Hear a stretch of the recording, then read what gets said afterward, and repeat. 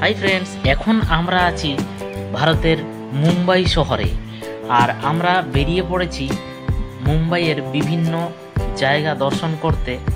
আর একে একে করে আমি আপনাদেরকে সমস্ত কিছু দেখিয়ে দেবো মুম্বাইয়ের।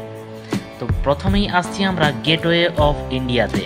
এটি হলো একটি খিলান স্মৃতিস্তম্ভ, যেটা 1924 সালে ভারতের মুম্বাইয়ের জলপ্রান্তে তৈরি হয়েছিল। 1911 সালের ডিসেম্বরে ওয়েলিংটন ফাউন্ডেশনের কাছে স্ট্র্যান্ড রোডের ভারতের সম্রাট হিসাবে পঞ্চম জর্জের রাজ্যাভিষেকের স্মরণে এটি নির্মিত করা হয়েছিল। তিনি ছিলেন ভারত সফরকারী প্রথম ব্রিটিশ রাজা।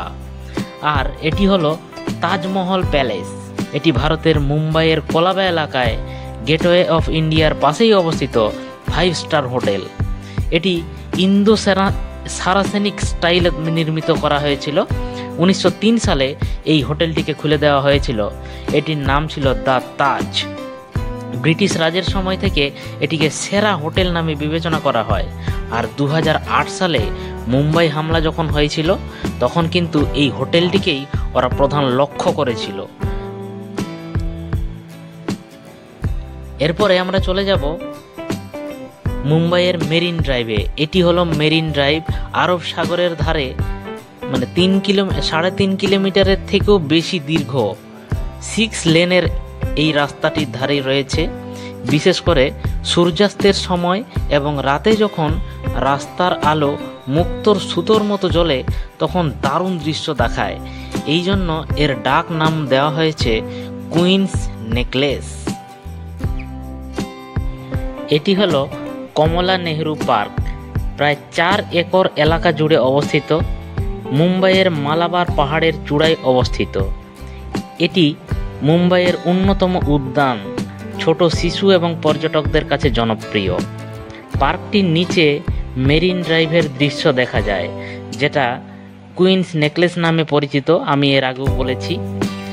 মানুষ বলে এই পার্কটি একটি প্রকৃতির পথ। আর এই পার্কে একটি বিশাল জুতার ঘর, জুতার কাঠামোটি নার্সারি ছড়া একজন বৃদ্ধা মহিলা ছিলেন, যিনি এই জুতার মধ্যে থাকতেন।